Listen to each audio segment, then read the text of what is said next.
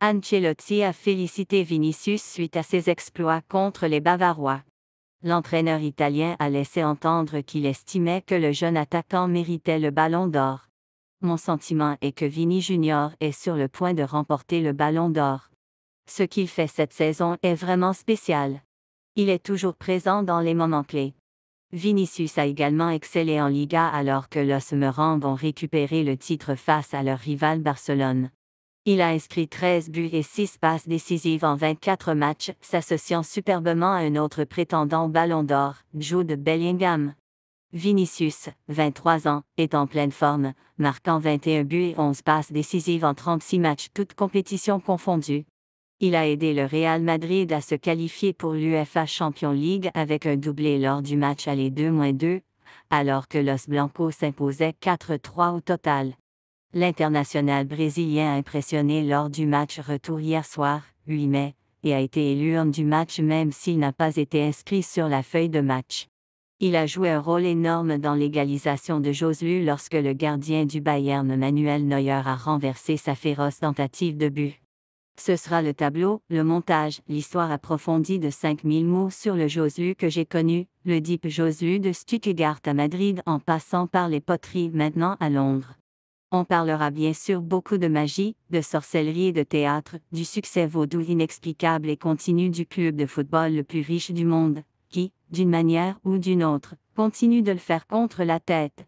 Mais malgré toute la musique de fond étrange, la partie la plus importante de ce match a été le brillant froid, dur et tout à fait logique de Vinicius Junior, qui était le meilleur joueur sur le terrain et qui, pendant 20 minutes au début de la seconde mi-temps, a emmené Joshua Kimmich dans les endroits les plus profonds et les plus sombres. Ces demi-finales de Ligue des Champions ont offert un tableau à feuilles mobiles des stars à venir et des prochains sur la liste, le Ballon d'Or curieux.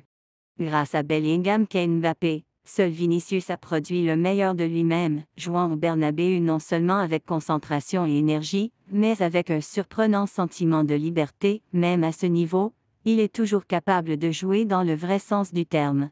Être inventif et spontané, se faire plaisir. Vinicius pourrait finir par remporter le Ballon d'Or d'ici, après des nuits comme celle-ci. Certes, il est difficile d'imaginer un joueur offensif plus incisif et éclairant cette saison. À la fin, il avait 5 tirs, 7 dribbles, 6 centres et le scalp de tout le côté droit du Bayern Munich s'échappait de sa ceinture. Il a également produit cette période soutenue d'éclats individuels entre la 46e et la 68e minute, au cours de laquelle Vinicius a essentiellement torturé Kimmich, le forçant à un moment donné à tomber et à attraper le ballon, cherchant un moyen de l'arrêter. On n'entend pas beaucoup parler de la liberté contrôlée et très délibérée du Real Madrid, de la façon dont son attaque est habilitée à composer essentiellement le jeu, à se regrouper dans une combinaison blanche tournante. C'est là toute la beauté de la tactique de Carlo Ancelotti, un passage du jeu de position rigide, systémique de l'ère Pep des entraîneurs à une sorte de liberté d'expression des célébrités. Vinicius est le joueur qui fait que ça marche. Ici, il a fait des choses terribles à Kimmich. Existe-t-il une expérience de football plus cauchemardesque que celle-ci en ce moment, un Vinicius excité devant le mur blanc à cette extrémité, implacable et merveilleusement précis, la tête haute, le cerveau vrombissant? Pendant un moment, Vinicius semblait avoir un duel personnel. Non pas avec Kimmich, qui était essentiellement une pièce de théâtre, un rideau de perles à écarter avec impatience, mais avec Manuel Neuer dans le but du Bayern. À ces moments-là, le Bayern semblait assez vague, une équipe essayant de ressembler à une équipe. Toute la menace offensive est essentiellement Harry Kane qui fait ses plus grands succès des Spurs, le drop, la rotation et la passe pour les trucs d'hommes rapides. Madrid a bloqué ses angles, Toni Kroos envahissant Kane, bloquant les voies de dépassement. Pourquoi cela a-t-il pris autant de temps? Pourquoi les autres équipes ne font-elles pas cela? Encore une fois, la clarté des plans tactiques d'Ancelotti. Kane a eu 2 touches de ballon dans les 20 premières minutes. Antonio Rudiger était partout sur lui.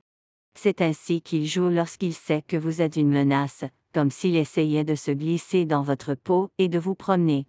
C'est vraiment un acte de flatterie. Mais le Bayern a quand même pris les devants. La contre-attaque ressemblait d'abord à une tentative de reprendre son souffle, de laisser l'acide lactique s'estomper. Kane a produit une belle passe en boucle arrière à Alphonso Davies galopant sur la gauche, une passe qui allait devenir une passe décisive alors que Davies prenait 5 touches rapides, la dernière d'entre elles étant un magnifique tir enroulé à l'intérieur du deuxième poteau.